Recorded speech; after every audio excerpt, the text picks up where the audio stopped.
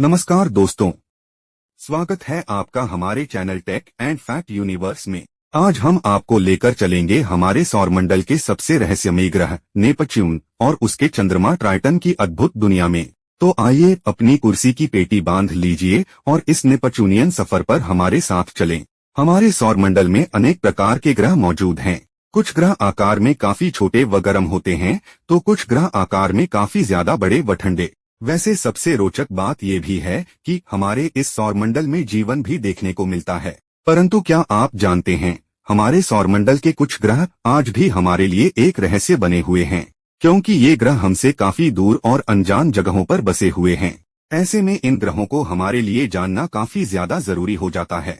दोस्तों, नेपच्यून भी एक ऐसा ग्रह है जिसके बारे में हमें ज्यादा कुछ पता नहीं है। ये ही वजह है कि समय समय पर इसके बारे में काफी कुछ अनुमान लगाए जाते रहे हैं।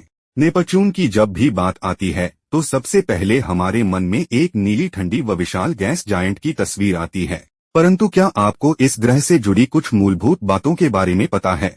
शायद ही आप लोगों का उत्तर हाँ होगा, क्योंकि इसके बारे में ज्यादा कुछ इंटरनेट पर पढ़ने को मिलता भी नहीं है। इसलिए आज के हमारे इस वीडियो का विषय नेपच्यून और उसके चंद्रमा ट्राइटन और इस पे हुए स्पेस मिशनों के बारे में है।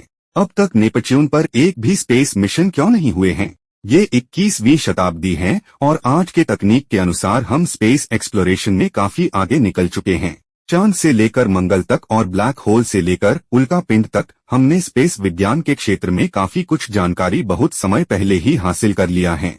परंतु एक बात जो यहाँ सबसे अजीब है वो ये है कि तकनीक में इतनी तरक्की करने के बाद भी हम काफी पीछे हैं। कहने का मतलब ये है कि हम अपने सौरमंडल के ग्रहों के बारे में ही नहीं जानते हैं। नेपच्यून जैसे ग्रहों पर हमने आज तक एक भी स्पेस मिशन को अंजाम नहीं दिया है। ऐसे में आप खुद ही समझ सकते हैं कि हमारे हाथ आज भी कितने बंधे हुए हैं। एक तरफ जहां हम अरबों खरबों प्रकाश वर्ष दूर चीजों के बारे में जानने का प्रयास कर रहे हैं, वहीं दूसरी ओर हमसे महज कुछ करोड़ों किलोमीटर दूर मौजूद ग्रहों के बारे में हम कुछ अंदाजा भी नहीं लगा सकते हैं। नेपच्यून पर स्पेस मिशंस के न होने की सबसे पहली वजह हम खुद ही हैं। दरअसल बात यह है कि हमारे लिए नेपच्यून जैसे ग्रह मंगल या बुध जैसे ग्रहों से कम दिलचस्प हैं, क्योंकि नेपच्यून जैसे गैस जायंटस में जीवन के होने की संभावना लगभग न के बराबर ही है।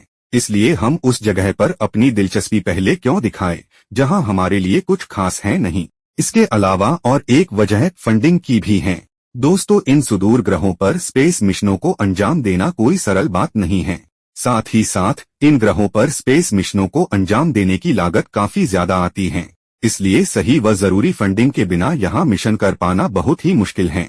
पृथ्वी से चांद तक एक स्पेस क्राफ्ट को भेजने में ही हमारे पसीने छूट जाते हैं, और यहाँ नेपच्यून तक स्पेस क्राफ्ट को भेजने की बात तो वर्तमान के लिए कल्पना ही है। इसके अलावा हमारे पास आज इतनी भी उन्नत तकनीक नहीं है कि हम आसानी से एक स्पेस क्राफ्ट को नेपच्यून तक भेज दें। यहाँ एक बात ये भी है कि पृथ्वी से नेपच्यून की दूरी लगभग 30 आव की है। इतनी लंबी दूरी के लिए एक स्पेस क्राफ्ट को तैयार करना ही अपने आप में एक काफी बड़ी चुनौती है। साथ में स्पेस क्राफ्ट के लिए जरूरी मात्रा में ईंधन को रेडी करना भी बहुत ही कठिन काम है, क्योंकि पृथ्वी से नेपच्यून तक सिर्फ पहुंचने के लिए ही हमें 10 से भी अधिक सालों का समय लग सकता है। नेपच्यून का चांद ट्राइटन अपने आप में ही एक रहस्य है। कहने का मतलब ये है कि नेपच्यून के पास लगभग 14 चांद मौजूद हैं, और उनमें से ट्राइटन ही सिर्फ एक ऐसी चांद है जो कि आकार में काफी ज्यादा बड़ा है।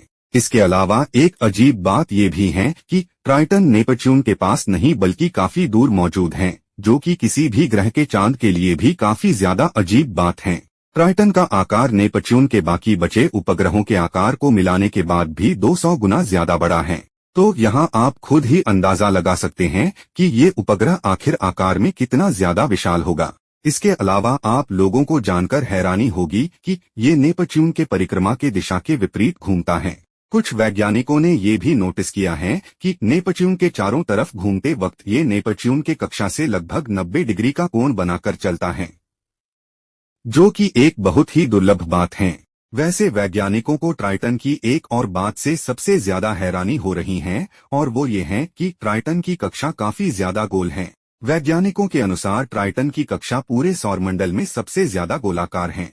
इस चांद की सबसे बड़ी खूबी इसके सतह में छुपा हुआ है।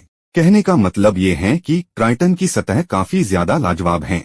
वैसे अधिक जानकारी के लिए बता दूं कि इसकी सतह एक हिस्से में काफी ज्यादा उबड़-खाबड़ है तो दूसरे हिस्से में काफी ज्यादा सपाट। शोधकर्ता बताते हैं कि ट्राइटन पर क्रेटर्स देखने को नहीं मिलते हैं, जो कि एक हैरान कर देने वाली बात भी है।